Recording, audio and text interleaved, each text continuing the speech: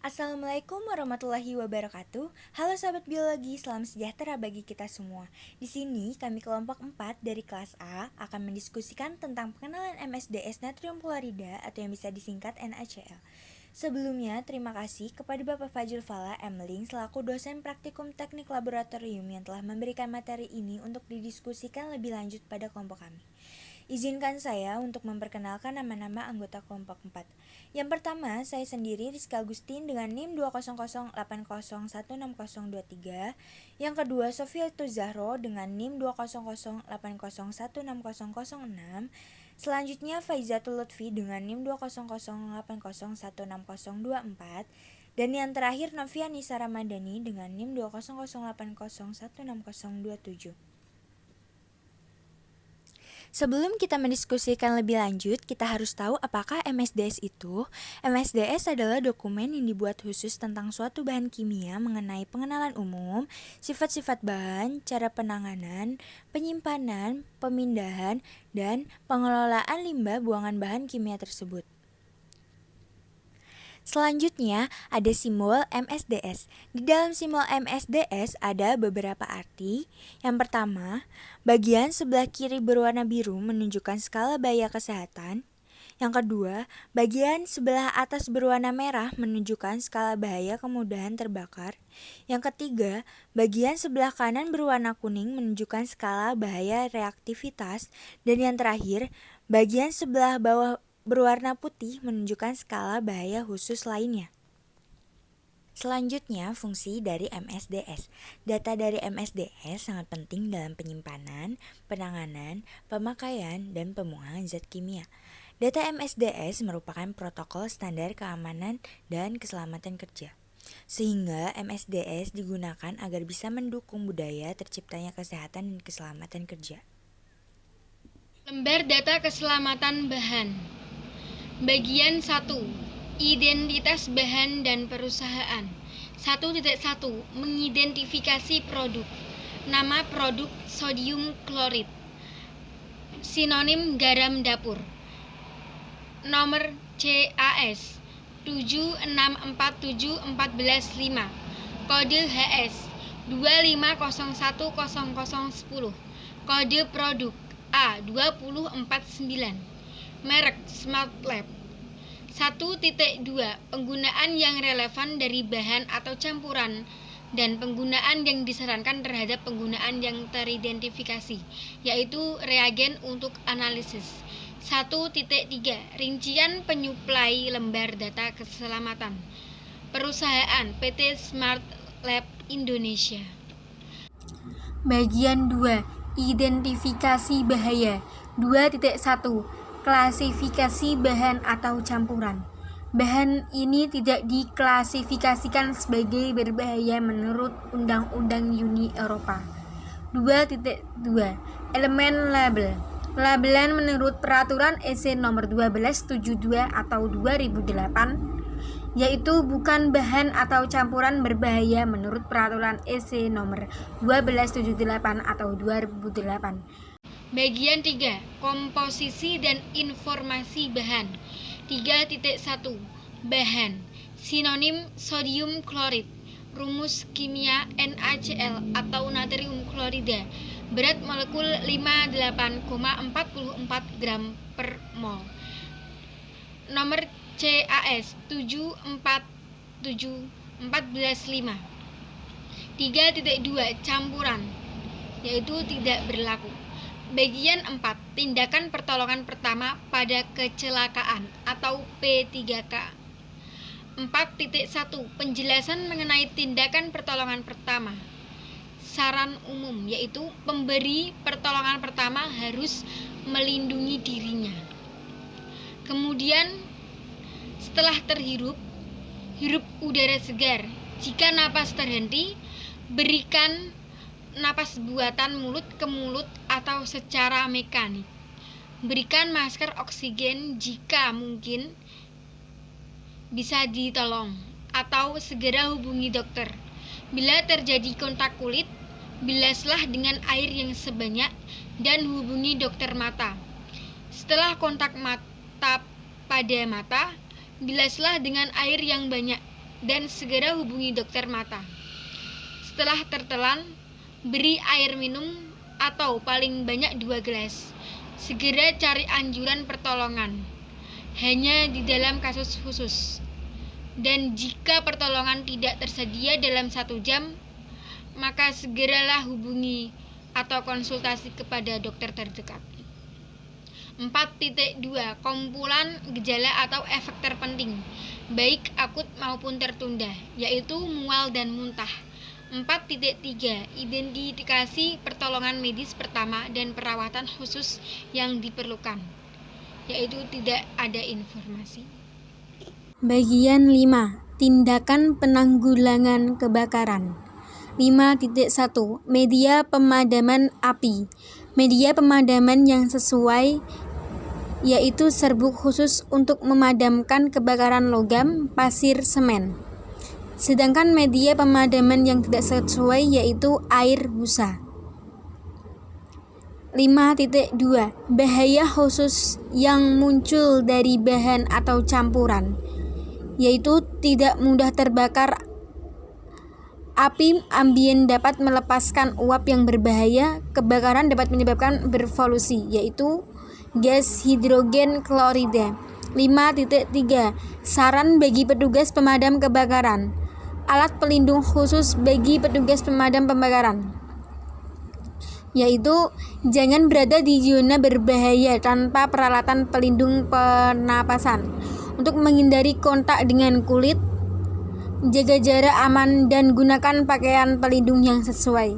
5.4 Informasi lebih lanjut. Tekan atau pukul ke bawah gas atau uap atau kabut dengan semprotan air jet. Cegah air pemadam kebakaran mengkontaminasi air permukaan atau sistem air tanah. Bagian 6. Tindakan terhadap tumpahan dan kebocoran. 6.1 Langkah-langkah pencegahan diri, alat pelindung, dan prosedur tanggap darurat. Nasihat untuk personel non-darurat. 1. Hindari penghisapan debu. Kemudian hindari kontak dengan bahan, pastikan ventilasi memadai, evakuasi dari daerah bahaya, amati prosedur darurat, dan hubungi ahli. Saran bagi responden darurat yaitu perlengkapan pelindung dan lihat pada bagian 8. 6.2 Tindakan pencegahan lingkungan. Jangan membuang ke saluran pembuangan. 6.3 Metode dan bahan untuk penyimpan dan pembersih. Tutup saluran, kumpulkan, ikat dan pompa keluar tumpahan. Amati kemungkinan pembatasan bahan, lihat pada bagian 7 dan 10. Kemudian ambil dengan hati-hati, teruskan ke pembuangan, bersihkan area yang terkena, hindari pembentukan debu. Sodium azid dan azid inorganik lainnya yaitu termasuk logam berat azid yang dapat meledak.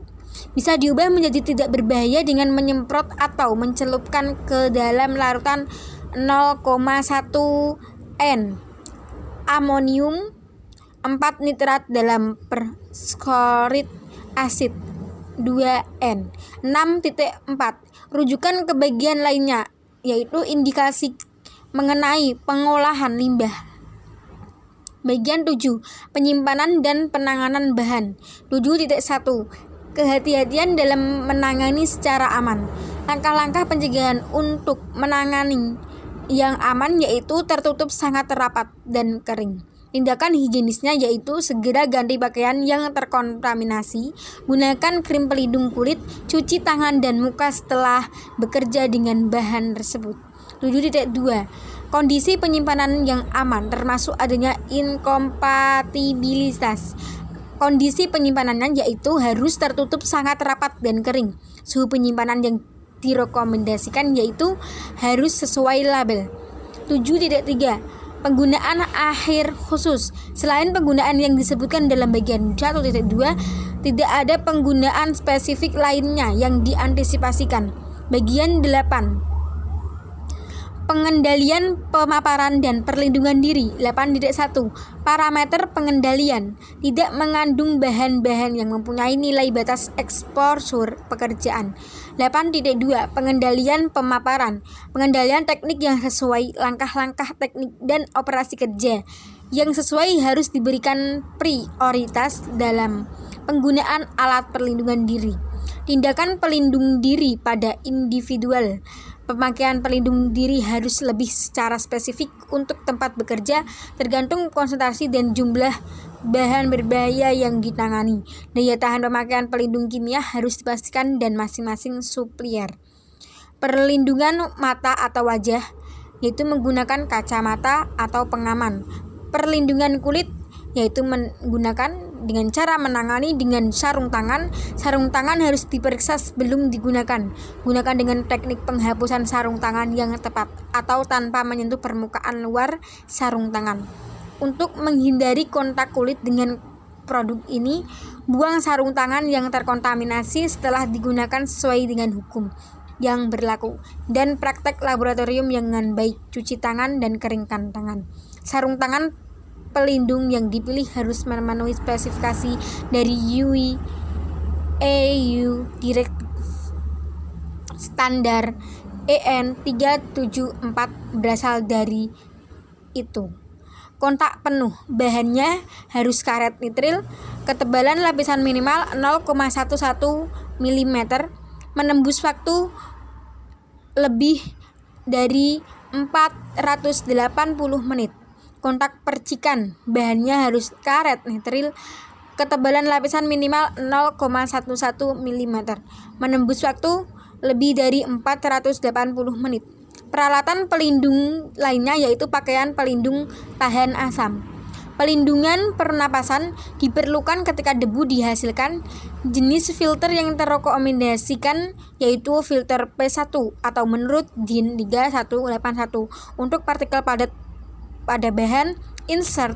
Pengusaha harus memastikan bahwa perawatan, pembersihan, dan pengajuan perangkat perlindungan pernapasan telah dilakukan sesuai dengan petunjuk dari pabriknya. Tindakan ini harus didokumentasi dengan benar. Kontrol eksposur lingkungan. Jangan biarkan produk masuk ke saluran pembuangan. Bagian 9. Sifat-sifat fisika dan kimia dari NaCl. Informasi tentang sifat fisika dan kimia NaCl. Berbentuk padat, berwarna putih, tidak berbau, mempunyai pH 4,5-7,0 pada 100 gram per liter 20 derajat Celcius. Memiliki titik lebur 801 derajat Celcius, titik didih 1461 derajat Celcius pada 1013 HPa. Tekanan uap 1,3 HPa pada 865 derajat Celcius. Memiliki densitas 2,17 gram per cm kubik pada 20 derajat Celcius.